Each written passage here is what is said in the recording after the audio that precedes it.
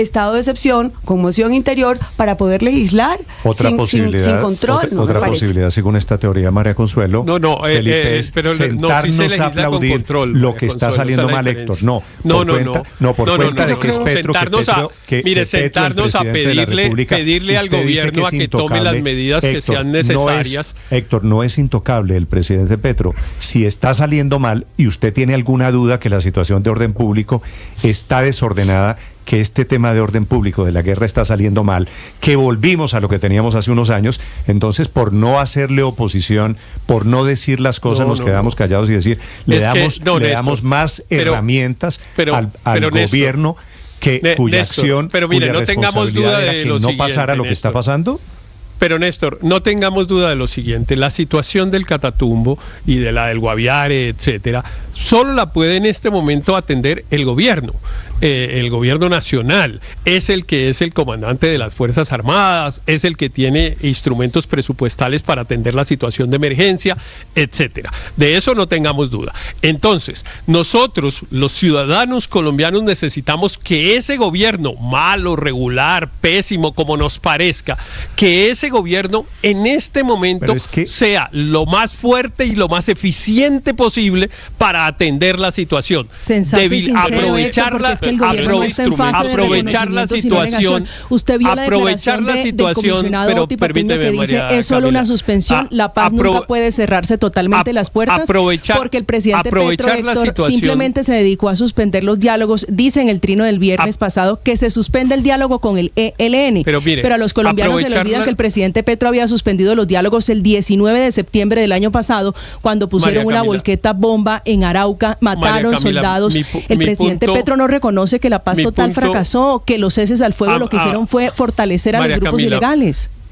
Mi punto es que aprovechar esta desgraciada situación para debilitar aún más al gobierno no nos hace daño, sino a todos. Nosotros necesitamos en este momento tener un gobierno con las mayores herramientas que necesite y que las use de la manera más eficiente posible. ¿Usted cree que defender al gobierno es aplaudir lo que está pasando en este momento? Yo no estoy defendiendo al gobierno, estoy diciendo ¿Usted cree que la gente que está en este momento aterrada de que volvieron estas escenas terribles de guerra? Esto ya habíamos pasado por aquí hace muchos años. ¿Usted cree que a la gente del Catatumbo le sirve que nos pongamos a tener un listado de... Claro, sí, esa es mi teoría. Sí, esa sí es mi teoría. Porque me parece que la gente esa que está huyendo ahí en canoas de esa manera tan escalofriante como le toca hacerlo, no creo que le sirva que pues nosotros aquí, los que estamos conversando, simplemente nos pongamos a buscar adjetivos para calificarla al presidente de la República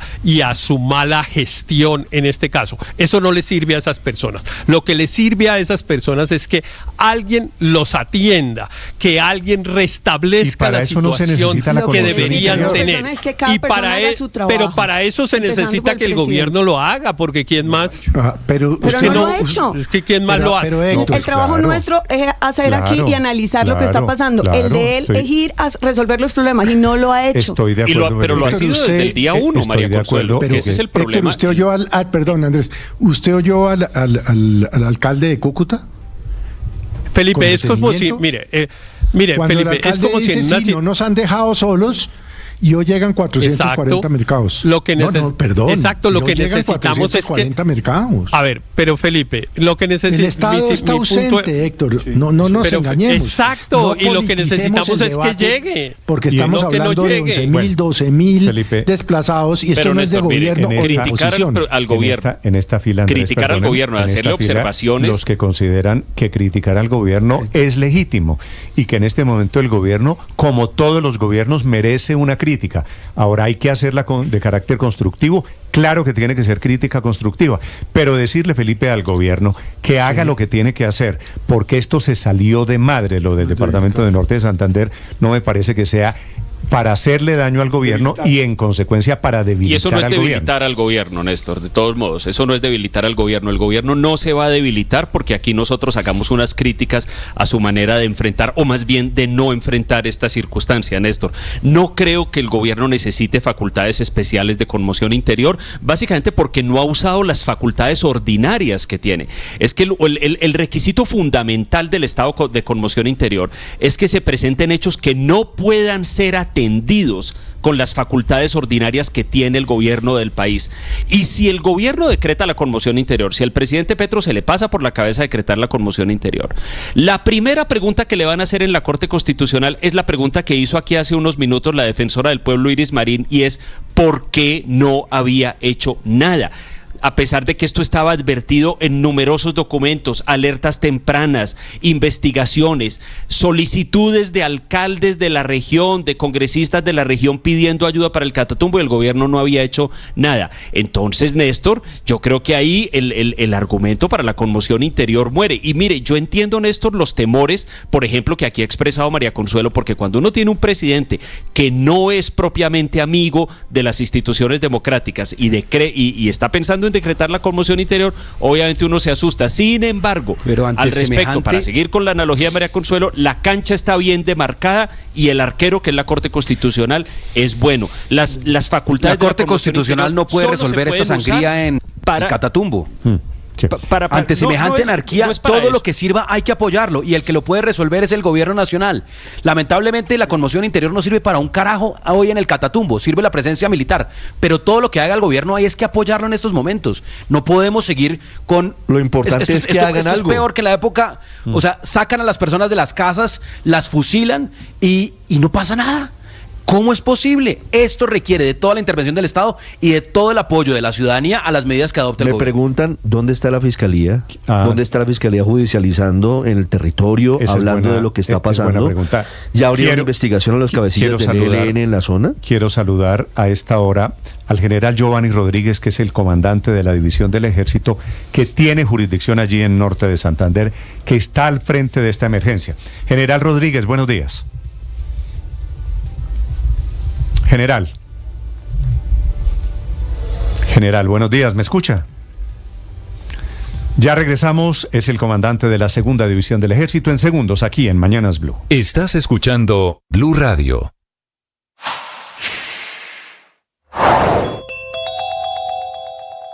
Mientras las EPS, como compensar, se defienden de los señalamientos del gobierno del presidente Gustavo Petro y del ministro de Salud Guillermo Alfonso Jaramillo, que por ejemplo a compensar la acusa de inconsistencias en los informes sobre prestaciones prestadas, es decir, pacientes que, dice el ministro, son personas fallecidas, pero que en los informes los pusieron como pacientes con atenciones prestadas, son hoy una de las razones por las que no aumentó más la UPC para 2025.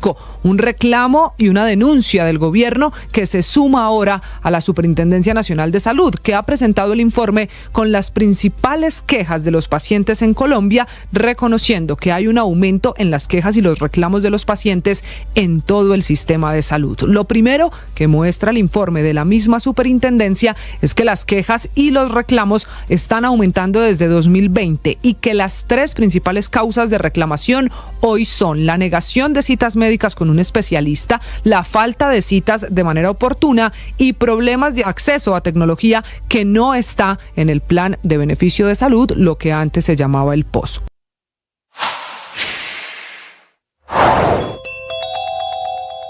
La guerra en Colombia, desafortunadamente, no es hoy solamente en el Catatumbo. En el departamento de Guaviare también están enfrentados disidentes de la 8 de la mañana, 8 minutos. Lo vuelvo a intentar. General Rodríguez, en el Catatumbo. Buenos días, general. Néstor, buenos días para usted y su mesa de trabajo. Cordial saludo para todos. Gracias. General, ¿qué situación tiene como reporte usted esta mañana de lunes? Han transcurrido ya 72 horas largas, larguísimas desde cuando comenzaron estos combates y esta guerra del ELN contra disidentes de las FARC. ¿Qué está pasando, general, esta mañana? Bueno, nosotros mantenemos como Ejército Nacional, Segunda División, y por supuesto con un trabajo conjunto con nuestra Fuerza Aérea, nuestra Policía Nacional, el despliegue operacional. A través del puesto de mando unificado se han priorizado algunas tareas. Primero, lo más importante es seguir salvando las vidas. ¿Qué quiere decir esto? Que la comunidad del Catatumbo que se ha acercado a las bases de operaciones, a las bases militares ubicadas en Tibú, La Gabarra, El Tarra, San Calixto y Acarí, hemos hecho un plan de evacuación hacia algunos puntos, hacia Cúcuta y hacia Ocaña. Entonces, en ese primer evento, la primera responsabilidad es evacuar y obviamente garantizar la integridad de todas las personas que están en riesgo y que están siendo amenazadas. Lógico, si en este evento hay algún tipo de herido, causa de esa cuestionable, execrable confrontación entre el GAO-ELN y el GAO-33, pues priorizamos los heridos. Posterior a ello, iniciamos inmediatamente el fortalecimiento del corredor vial, pues el único que hay, Néstor, entre Cúcuta y Tibú. En ese sector estamos con aproximadamente 350 hombres, con el fin de que la movilidad se garantice y al mismo tiempo las caravanas humanitarias con apoyos de víveres que se inició en coordinación con la gobernación a partir del día de la madrugada de ayer, pues obviamente no vayan a tener ningún tipo de inconveniente. Sí, general. Estamos, sí. Sí, esta andanada, esta cadena de ataques del ELN, que ha llegado a ir golpeando de puerta en puerta, matando líderes sociales, matando desmovilizados de las FARC, que son escenas terribles además. ¿Ustedes nunca la vieron venir? ¿Nadie de inteligencia les alertó en lo que estaba el ELN allí en norte de Santander? Néstor, nuestras agencias de inteligencia siempre trabajaron que de alguna manera se podría generar este tipo de confrontaciones debido a lo que genera el control delictivo del territorio en lo que hace referencia al narcotráfico. Pero establecer efectivamente el alcance de lo que estamos viendo el día de hoy, pues obviamente de alguna manera no pudimos generar con puntualidad este tipo de actuaciones delictivas. General, ¿usted cuándo ya nos estamos desplegando? Porque nosotros estamos en todos los cascos urbanos, sí, en las principales, estamos en Tibú, en los corregimientos más grandes, pero obviamente versus 11 municipios que tiene el Catatumbo frente a los 3.600 hombres, pues parecieran muchos. Sí. Pero realmente cuando general, uno está en este sector de la cordillera oriental... Le pregunto, ¿es cierto que el ELN, por eso le pregunto por informes de inteligencia, trasladó hombres, tal vez 1.000, desde Arauca hasta Catatumbo para iniciar esta guerra? Aún seguimos mirando eso porque no lo podría decir con certeza. No lo podría decir con certeza, pero eso se ha visto en las dos direcciones. Tanto el grupo, el Frente de Guerra Nororiental, puede apoyar las actuaciones delictivas en Arauca, como el Frente de Guerra Oriental en el sector del Catatumbo. Eso puede darse. Sí. General, ¿cuál es la cifra que usted tiene de muertos en este momento? Y si le pregunto también si tiene cifras de desplazados, de desterrados por cuenta de la guerra. Para el caso de las cifras de los muertos en el PMU de ayer, se habla de 33 certificadas por medicina legal. Pero como usted sabe, el número puede ser mayor. No me atrevería a decir cuántos porque me puedo equivocar. Pero simplemente estoy hablando de... El gobernador de Santander habla de 80 muertos. Sí, efectivamente. Pero ayer en el PMU... Y la defensora del pueblo habla de 11.000 desplazados, general. Sí, el tema de los desplazados sí es diferente, Néstor. Tenemos a cifras de ayer para el sector del Coliseo en Ocaña teníamos 2.600, Acarí 229, aquí en Cúcuta yo creo que ya vamos por encima de los 2.700 y en Tibú alrededor de los 3.600. Eso nos da un total de aproximadamente 9.100 personas que están siendo desplazadas por estas confrontaciones. Sí. General, ¿El ELN ha movilizado guerrilleros desde Venezuela al Catatumbo para cometer esta ofensiva violenta? En este momento nosotros, por inteligencia, la frontera nuestra es muy permeable. En ese sentido, hemos identificado 54 pasos no formales, es decir, pueden pasar sin ningún inconveniente sobre ese sector, y 4 formales, que 3 están en el área metropolitana y 1 en Puerto Santander. Luego, lo que está preguntándome podría darse sin que nosotros pudiéramos llegar a controlarlos todos. Nosotros tenemos el control de algunos, efectuamos operaciones de acción ofensiva sobre ese control, pero obviamente podrían ellos estar generando algún tipo de movimiento dentro de estos puntos, que también podrían ser más. La frontera que yo tengo con el departamento de Norte de Santander y Venezuela son 2.200 kilómetros, entonces no es una distancia menor, y obviamente pueden hacer pasos por diferentes trochas o puntos no formales. General, pero la información de inteligencia que tienen disponible ustedes les permite concluir que sí ha existido un paso de guerrilleros en los últimos días del ELN desde Venezuela a Colombia, más allá de la existencia natural de esas trochas en una frontera tan amplia. Podríamos decir que sí es un comportamiento delictivo que hacen ellos para, de alguna manera, cuando generamos las operaciones ofensivas, ellos de alguna manera evaden este tipo de operaciones cruzando la línea fronteriza. Es decir, el ELN está matando personas en el Catatumbo y luego se resguarda en Venezuela. Es algo que no es nuevo, y ustedes también lo saben.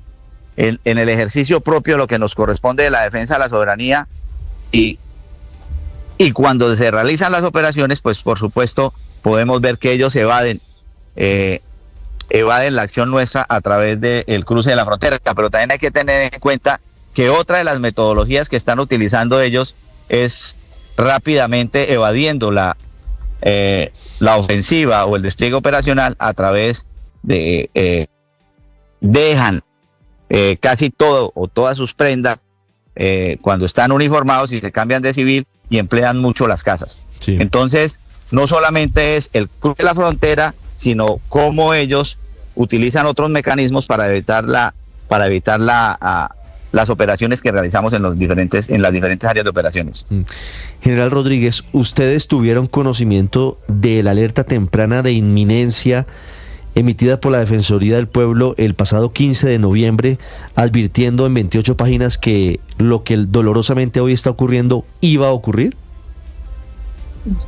Nosotros siempre nos reunimos con el Ministerio del Interior, y no solamente nosotros, sino todos los organismos tenemos conocimiento de las alertas tempranas, y a partir de ahí pues obviamente ajustamos los dispositivos. Pero en particular, ¿de esa alerta temprana ustedes tuvieron conocimiento en la segunda división? Sí, nosotros, por eso todas las alertas tempranas nos llegan a nosotros. Sí. Y a partir de ahí, pues uno hace o flexibiliza la estrategia. Si bien es cierto, las confrontaciones han afectado a la población civil, sí, en este momento nos corresponde ya generar el mayor despliegue operacional como se ha hecho. Sí, pero... Sí, como hemos recibido... Pero general, respetuosamente le digo, y es clave que lo hagan porque hay que atender la crisis, pero la crisis se pudo evitar. ¿Qué hicieron las fuerzas militares con la alerta temprana de inminencia que conocieron el 15 de noviembre? ¿Qué medidas adoptaron para evitar que esto pasara, que al final no sirvieron? Claro que sí, porque nosotros a ver, recuerde que la capacidad delictiva del ELN está en los explosivos, y a partir de ahí nosotros tuvimos combates con ellos, y obviamente fortalecimos la presencia sobre el corredor del eje vial entre Cúcuta y Tibú, pero al mismo tiempo tenemos despliegue de operaciones en el Tarra, en la Gabarra, en San Calixto. Claro, yo no puedo desconocer la pregunta que me está haciendo, y efectivamente pues la actuación delictiva muestra que ellos, atomizándose y generando esa estrategia de casa por casa, que no fue en los cascos urbanos, sino en los cascos urbanos principales, sino en los corregimientos, generaron en este momento esta crisis que nos tiene desplegados y buscando recuperar el control territorial. Usted tiene toda la razón. Y en ese pero entendido... General, explíqueme, le pido respetuosamente, ¿en este momento hay enfrentamientos entre la gente del ELN y disidentes de las FARC? ¿O es simplemente que el ELN se está metiendo? Es que no sé si estamos hablando de enfrentamientos militares o de ataque de un ejército, el del ELN, a población civil, que es lo que yo tengo entendido aquí en Bogotá, general, que están llegando a las casas, matando, disparándole a quemarropa a gente desmovilizada de las FARC. Sí, ese comportamiento delictivo duró 24, 48 horas. Confrontación que lo que dice usted está muy acertado y fue casa por casa en algunos corregimientos como San Pablo, El Acerrío, San Juancito. ya sobre esos sectores estamos nosotros desplegando, estamos ya prácticamente sobre esos sectores con el fin de empezar a generar el control territorial. Y sí fue así como lo está diciendo, entraron casa por casa, que podríamos decir fue un sicariato generado por el GAO ELN contra algunos miembros de las... Eso no es un enfrentamiento de carácter militar. No, es que yo estoy hablando de confrontación. Eso tiene usted toda la... No, estamos hablando de confrontación. Yo no estoy hablando de enfrentamiento militar porque es que estamos hablando que el ELN viola todos los derechos humanos y el derecho internacional humanitario, porque eso no tiene ningún tipo de explicación. Personas inermes que sean ajusticiadas, que sean asesinadas en un estado de indefensión. Sí, general, entonces, esta mañana nos contaba aquí en Blue Radio el alcalde de Cúcuta, Jorge Acevedo, que la responsabilidad de recuperar los cuerpos de las personas que han sido ajusticiadas es del ejército. ¿Ustedes están hoy en la capacidad de ingresar y extraer los cadáveres, general? Sí, ya hemos planeado operaciones en coordinación, porque acuérdese que nosotros no somos policías judiciales ni quienes realizamos los levantamientos de los cadáveres. Esto lo hacemos en coordinación con nuestra fiscalía y obviamente con nuestra policía. Entonces, hemos planeado en algunos sitios, pero... Aló. Le estoy oyendo, general, adelante. Bueno. Entonces, nosotros coordinamos con la fiscalía el ingreso a los sectores donde tenemos ya claro que están los cuerpos de las personas o de los sujetos que tuvieron esas confrontaciones. El ejército colombiano hoy, bajo su mando, allí en norte de Santander, ¿está en Tibú o el ELN los sacó también a ustedes de Tibú? No, Néstor, nosotros estamos en Tibú. Hay que entender que usted ha visto que y entonces si se hace viral por está en Tibú, ¿por qué el ELN está matando civiles?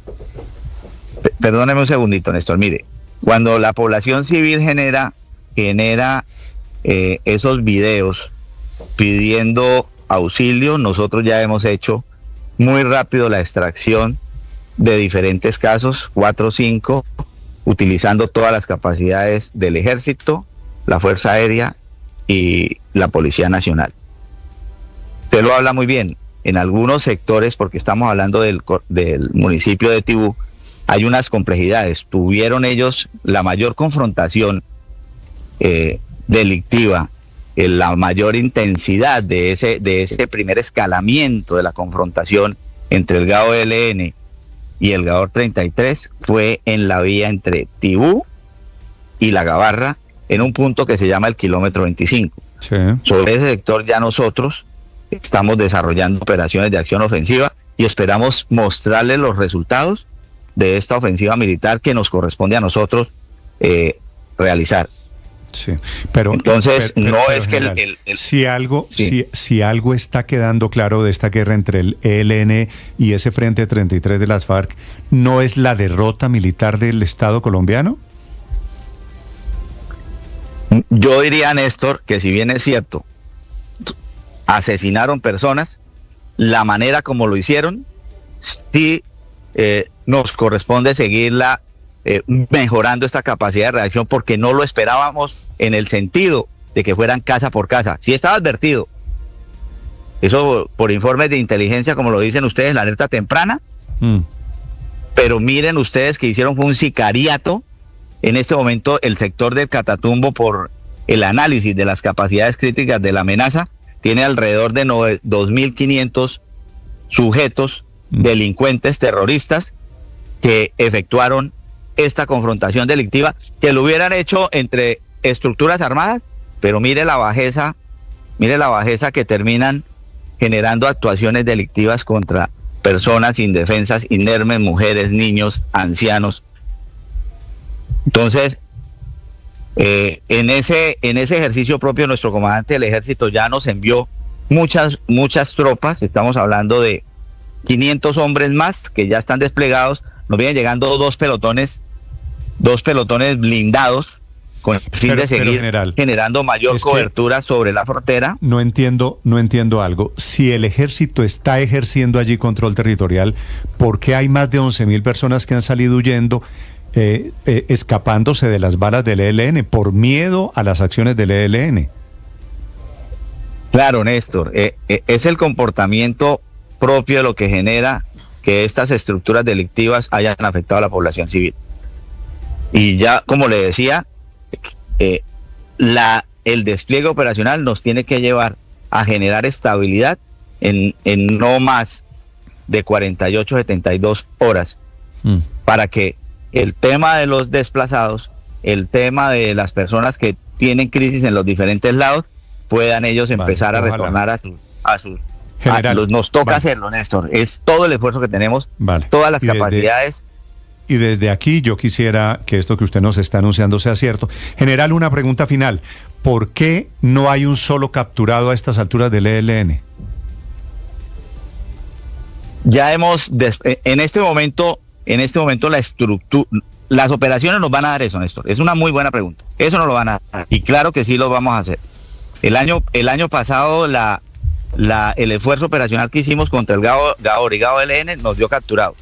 Y es en este momento, como el ejercicio propio de la inteligencia nos está mostrando hacia dónde van los esfuerzos operacionales, y claro que los vamos a tener.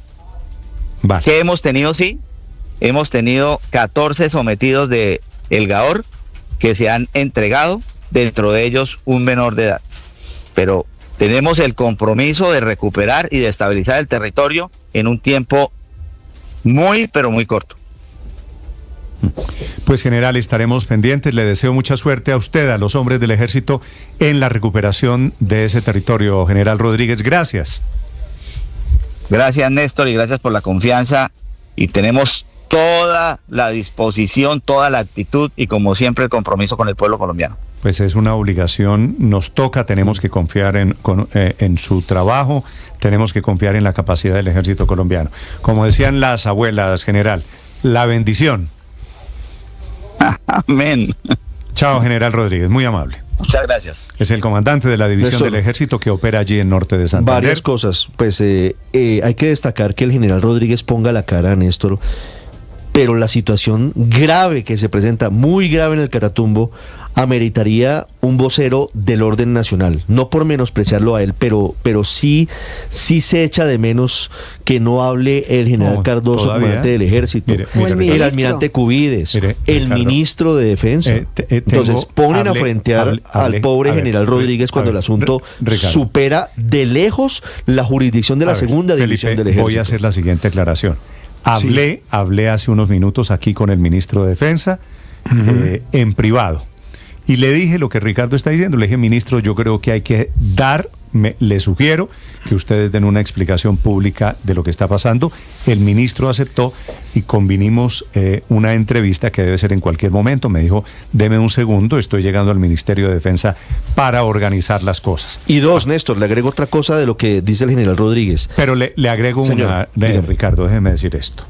Yo creo, Felipe, que llegará el momento en que nosotros tenemos que pedirles cuentas a los señores militares por lo que pasó en el departamento de Norte de Santander. Aquí hubo una gran falla de inteligencia.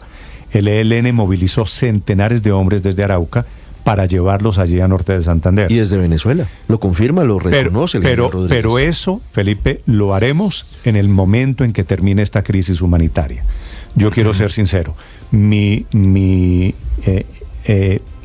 corazón mi cabeza, mi cuerpo, mi olfato me dicen, hoy es día para preocuparse por las víctimas. Así es. Después hablamos, Felipe, de las responsabilidades.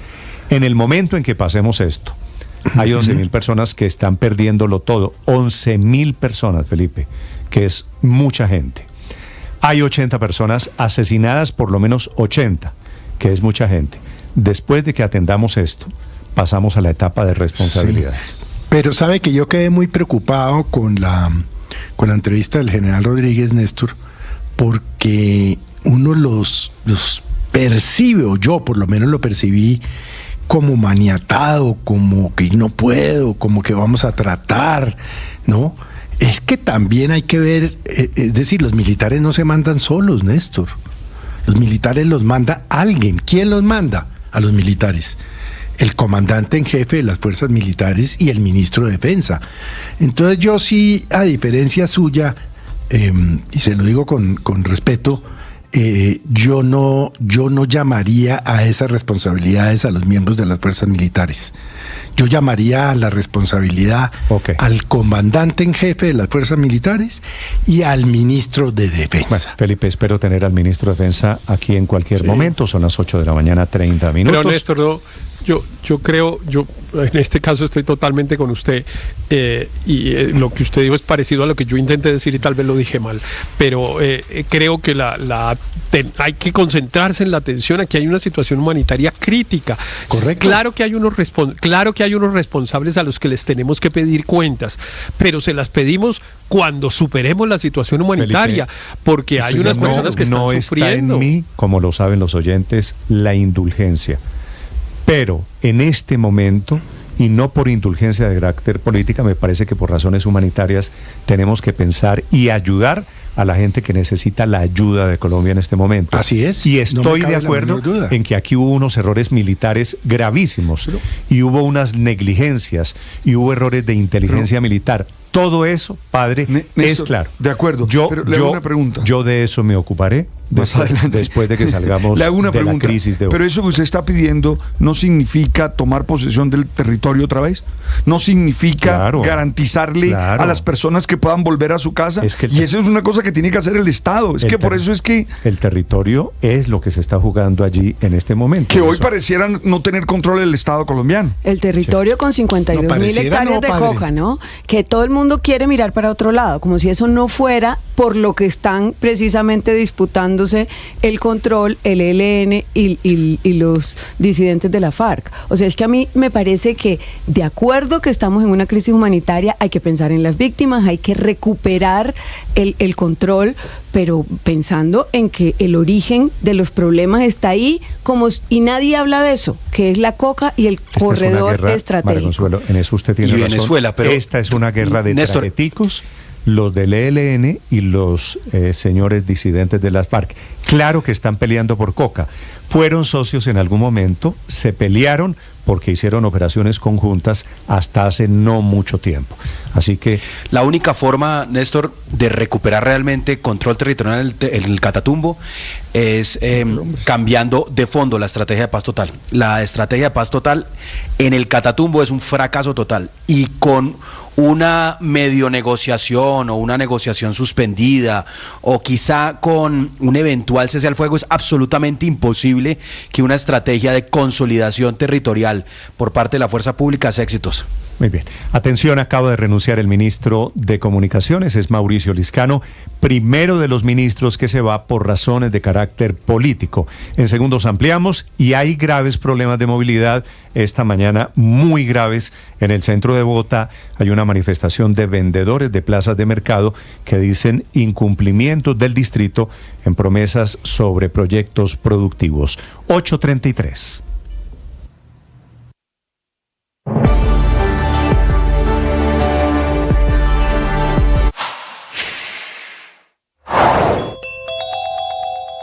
La Navidad y el fin de año fue amargo para una familia en el departamento de Boyacá por la ausencia de su pequeña niña Sarita Vargas, de solo 11 años de edad. Fueron semanas de búsquedas, 25 días de búsqueda hasta que el cuerpo fue encontrado en la vereda El Ciral, en una zona rural de Sogamoso, el 12 de enero, y confirmaba así las autoridades la sospecha de que la niña había sido asesinada, y lo confirmó finalmente el resultado forense. Su cuerpo fue encontrado a solo 1 kilómetro de donde fue vista por última vez con Juan Carlos Rodríguez Vargas, su primo y uno de los hombres que salió a recorrer el municipio con pancartas y arengas reclamando su regreso a casa.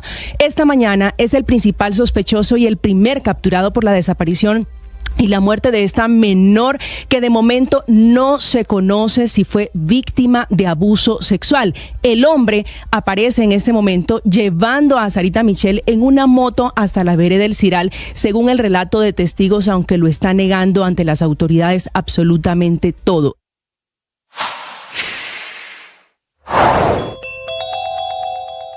Hoy Popayán amanece bajo las cenizas del volcán Puracé. La noche inmediatamente anterior se presentó gran actividad volcánica en uno de los volcanes más importantes del suroccidente colombiano, como lo es el volcán Puracé. Municipios como Puracé y su cabecera municipal Coconuco, y asimismo Popayán, se han visto afectados. A esta hora, la normalidad del volcán ha regresado. Jaime Reigosa es líder del Observatorio Vulcanológico y Sismológico de Popayán. Cabe recordar también que el año pasado, entre los meses de mayo y julio, el volcán Puracé estuvo en un estado de alerta naranja debido a un incremento en su actividad sísmica.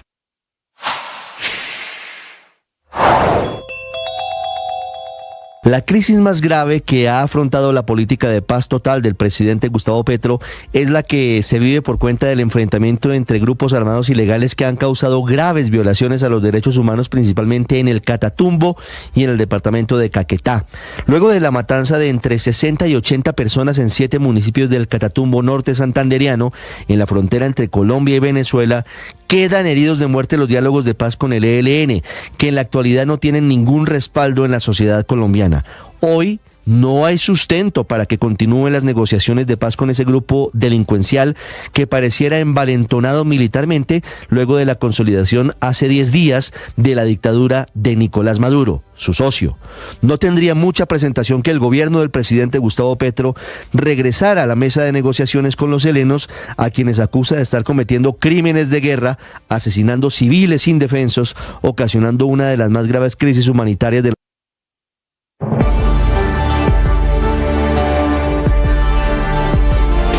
Y la noticia de última hora: acaba de presentar renuncia el ministro Mauricio Liscano. Hasta hoy, hasta el lunes de la semana entrante, será ministro TIC. Catherine Ávila.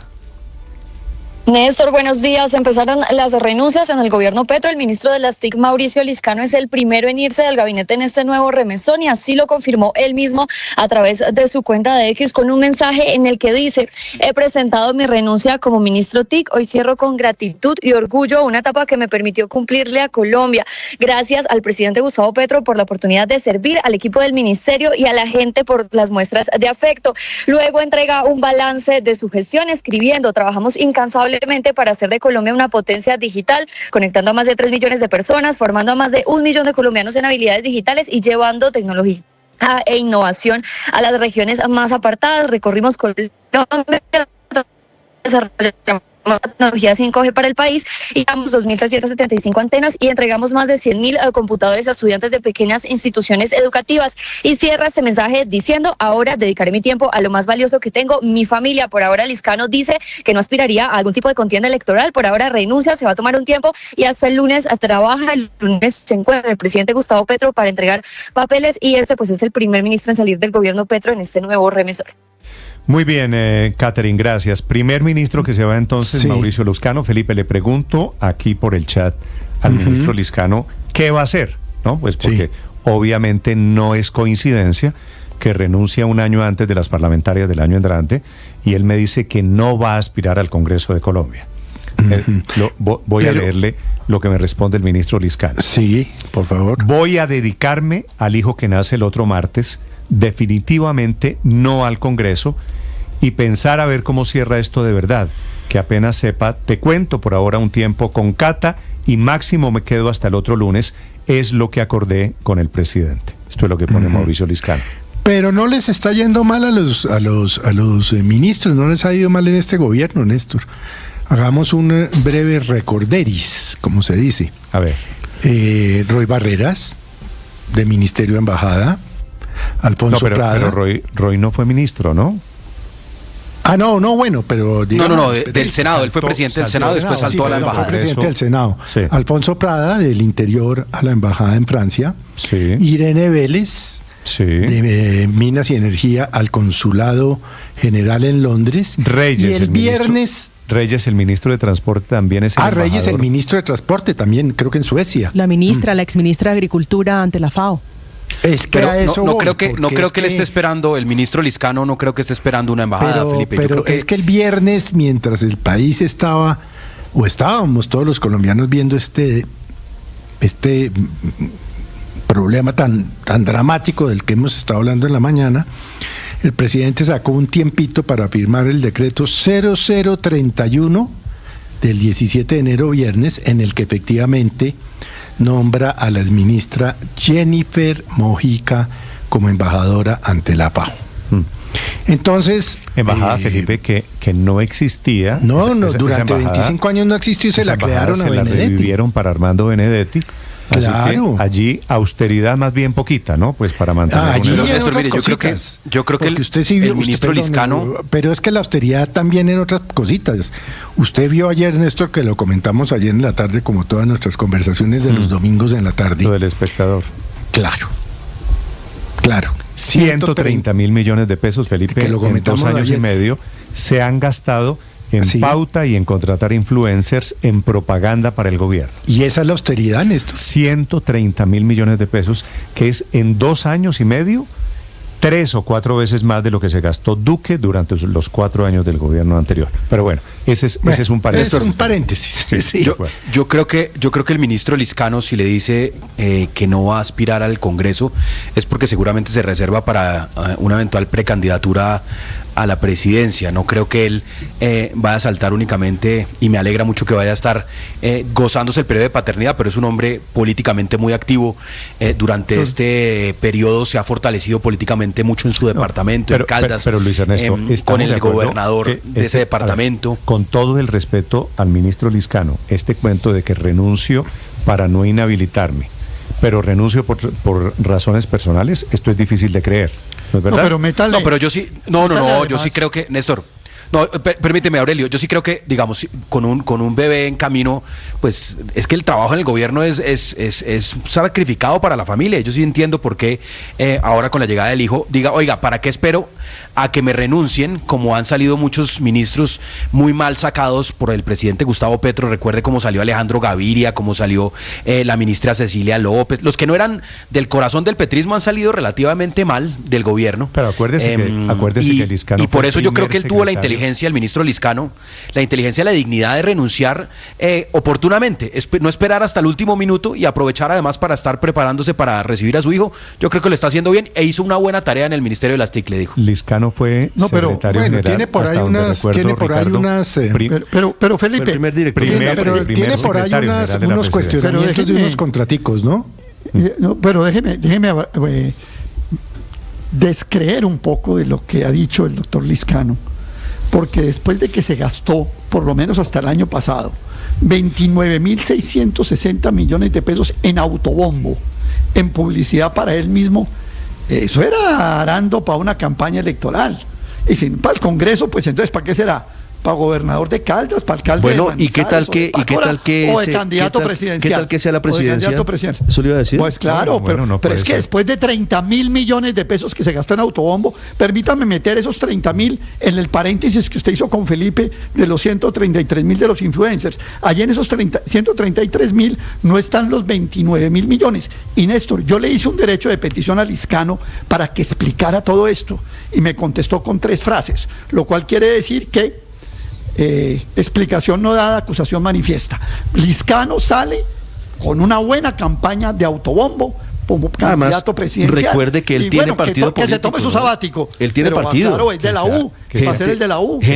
No, pero espéreme, no, más allá de la U, él tiene un partido político, el de Manizales, que comenzó en el eje cafetero y ha venido creciendo, que se llama Gente en Movimiento. Es decir, él tiene ficha, él tiene personalidad jurídica para correr eventualmente. Bueno, esta es una noticia de esta mañana que está en desarrollo. Me parece que por otro lado, Felipe, prepárese, porque no me sorprendería que esta sea la primera de renuncias varias que vienen de ministros del gabinete. Luis Gilberto Murillo se tiene que ir pronto. 2 semanas, yo creo que se va Murillo.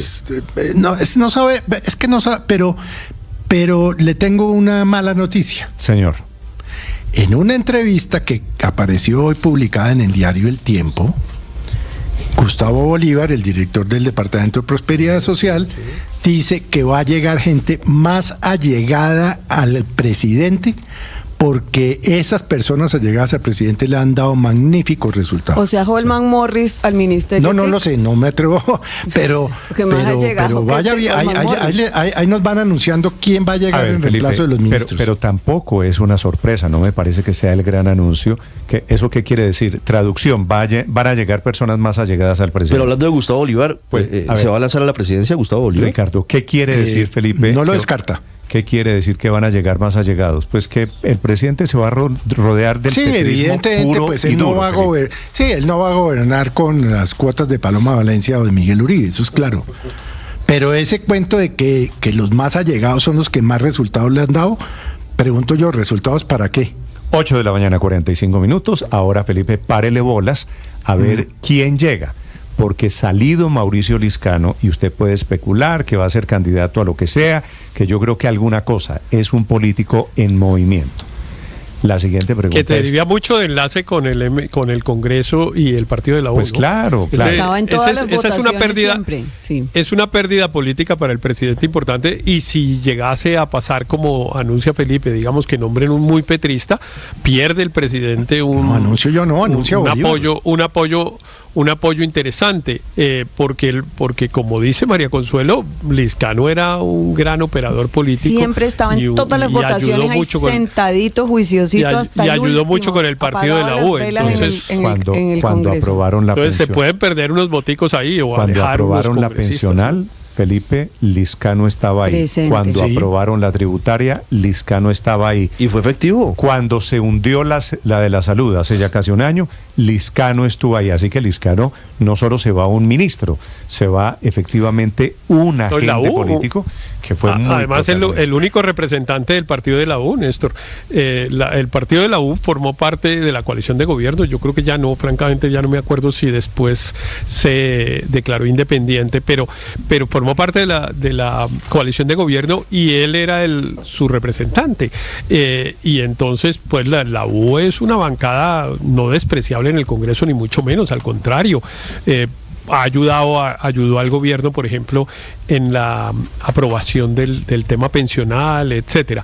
Ahora, también la pregunta es si entonces, dicho esto, es una consecuencia del cambio de postura política de algunos congresistas, por ejemplo, en el tema del presupuesto y la ley de financiamiento. ¿Será que le están cobrando a Liscano eso? Estás escuchando Blue Radio. Los seres humanos tenemos que ser conscientes que no controlamos todo. Los seres humanos somos contingentes. Tenemos limitaciones. Y para poder ser feliz, necesitamos reconocer esas limitaciones. ¿Por qué digo esto? Porque muchos de nosotros sufrimos decepciones. No se cumplen nuestras expectativas. Y allí tenemos una gran situación de tristeza y de dolor. Lo cual es normal, pero tenemos que levantarnos de ello. ¿Y sabes por qué? Porque nosotros no controlamos... 48 minutos en medio de la crítica situación de orden público. Esta mañana hay pronunciamiento de Antonio García, que es el máximo jefe, el histórico del ELN, diciendo que no, pero que sí, que no matan civiles, pero que a los que están matando, sugiriendo en Norte de Santander, es porque no son plenamente desmovilizados. Mateo Piñeros. Sí, señor Néstor, buenos días. Por primera vez se refiere alias Antonio García a la situación en el Catatumbo. Él es el máximo cabecilla del ELN. Publica una columna que se llama Una explicación necesaria, en la que asegura que la situación al Catatumbo se debe a la situación del gobierno frente a la política de paz.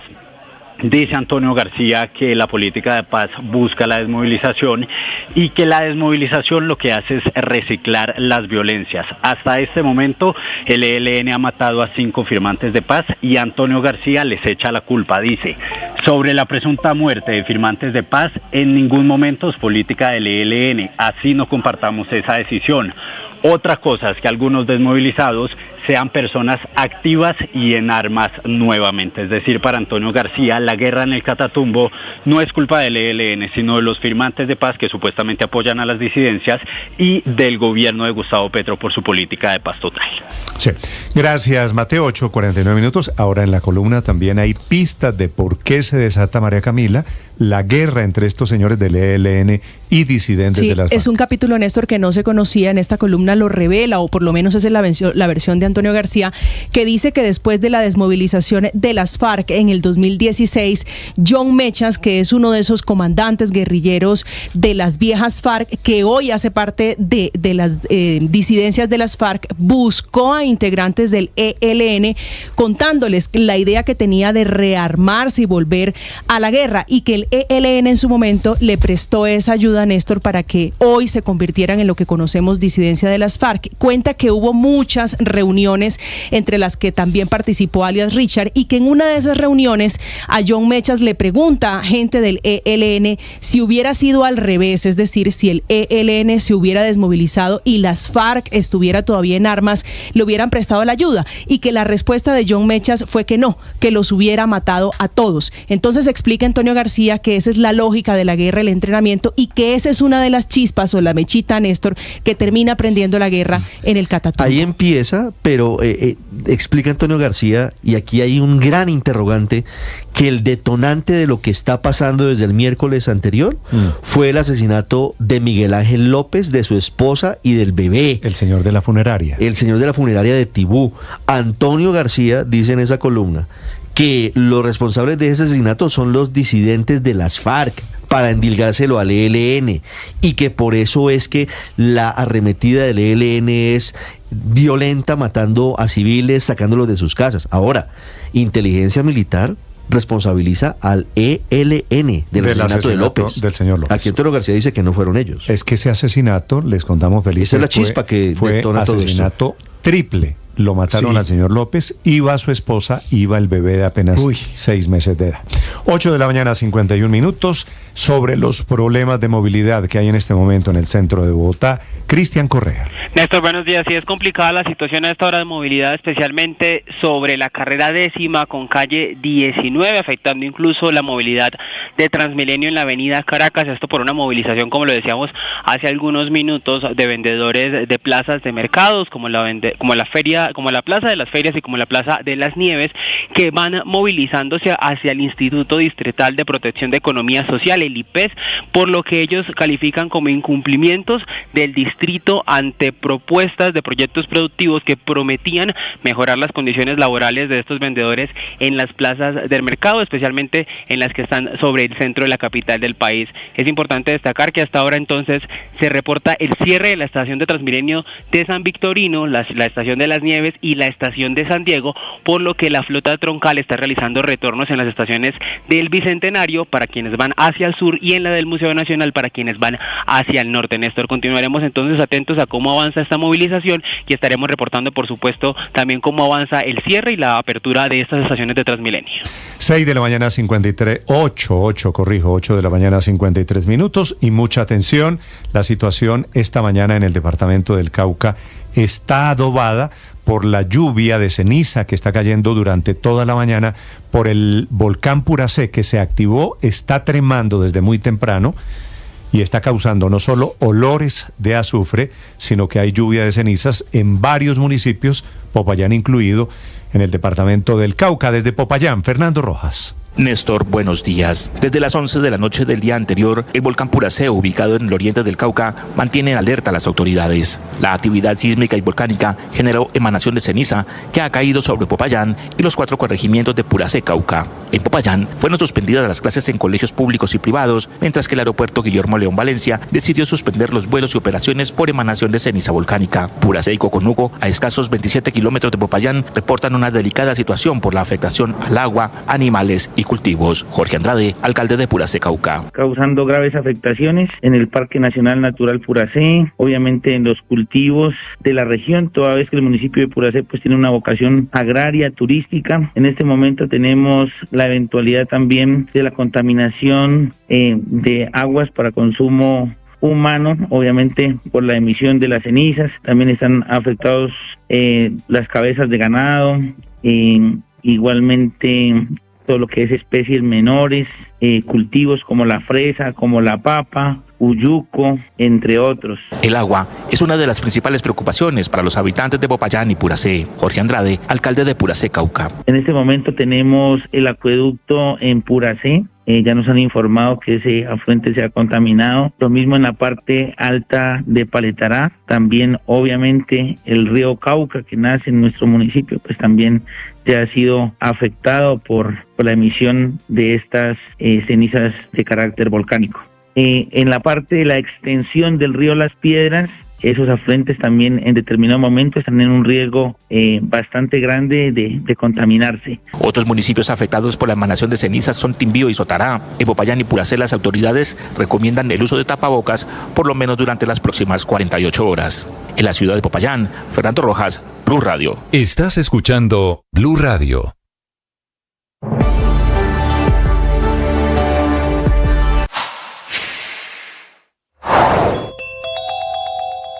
Temor y expectativa por los aranceles a los carros, autopartes, motopartes y bicicletas que se alista a poner el gobierno de Gustavo Petro. Aranceles que en Colombia tendrían un aumento de hasta el 10%, según el proyecto de decreto propuesto por los ministerios de Hacienda y de Comercio, que incrementa esos impuestos a los carros, autopartes, motopartes y bicicletas importadas dentro de la política nacional de reindustrialización del gobierno de Gustavo Petro. ¿Qué palabras más, palabras menos, pretende impulsar los productos nacionales vía un encarecimiento de los productos importados?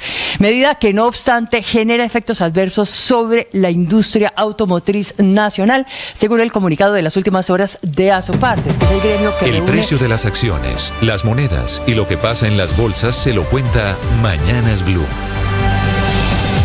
8 de la mañana, 56 minutos. Como venimos diciendo, hoy es feriado en Estados Unidos, día de Martin Luther King, y por eso el dólar no opera en Colombia bajo su modalidad habitual. Así que la tasa representativa del mercado vigente para hoy se mantendrá estable. Será la misma para mañana en 4.344 pesos con 27 centavos. Por supuesto, todos los mercados en el mundo están sumamente pendientes de las primeras decisiones concretas del nuevo presidente de Estados Unidos, Donald Trump, particularmente en lo que tiene que ver con aranceles, porque esto podría incidir sobre las futuras decisiones de tasas de interés de los bancos centrales del mundo y por ende incidir sobre el movimiento de los mercados. Aquí en Colombia, cerca de la mitad de las personas que tenían que escoger una ACAI antes del 16 de enero lo hicieron. Estas son las entidades que administrarán una parte de los aportes pensionales de quienes tienen ingresos por encima de 2,3 salarios mínimos mensuales, producto de los cambios por la reforma pensional. Son Colfondos, Porvenir, Protección y Escandia. De acuerdo con Asofondos, se había identificado un grupo de 477,000 personas que están en Colpensiones y que cumplían los requisitos para escoger una ACAI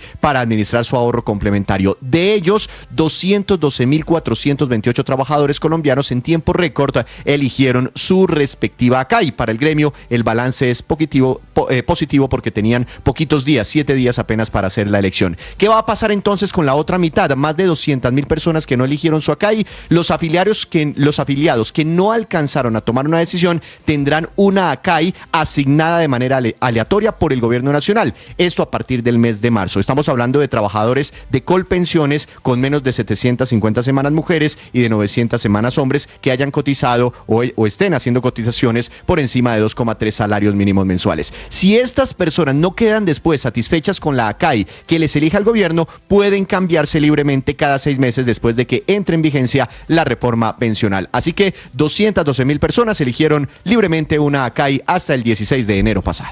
A propósito de Estados Unidos, atención, esta mañana el presidente Biden está utilizando una figura, el perdón preventivo. Está perdonando al médico Antonio Fauci, que fue el director de la pandemia en la época del COVID-19, está perdonando a un general retirado y a los integrantes del comité que investigó al presidente Donald Trump, en caso de que él quiera acusarlo. Desde Washington, Juan Camilo.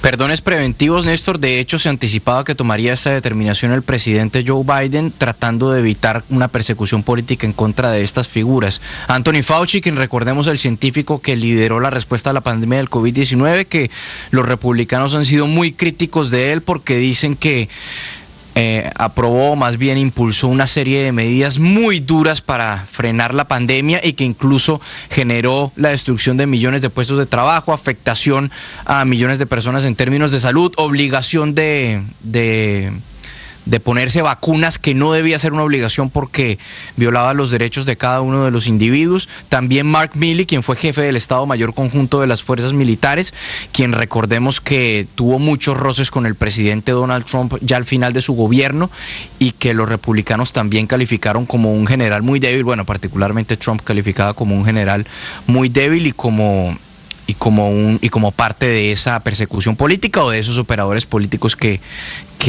lo buscaban atacar. Y bueno, los integrantes del comité de investigación del asalto al Capitolio, entre esos la que más se destaca quizás es la republicana ex representante Liz Cheney, hija del ex vicepresidente Dick Cheney, quien es una republicana, pero quien se rebeló frente al presidente electo Donald Trump por lo que fue el asalto al Capitolio, por lo que fueron sus intentos de revertir los resultados de las elecciones del 2020, y ha sido muy, muy, muy criticada y muy atacada por parte de los republicanos, y se cree que el FBI y el Departamento de Justicia buscaría procesarla una vez Trump asumiera el poder. Estos perdones preventivos cubren lo que ocurra hasta el día de hoy.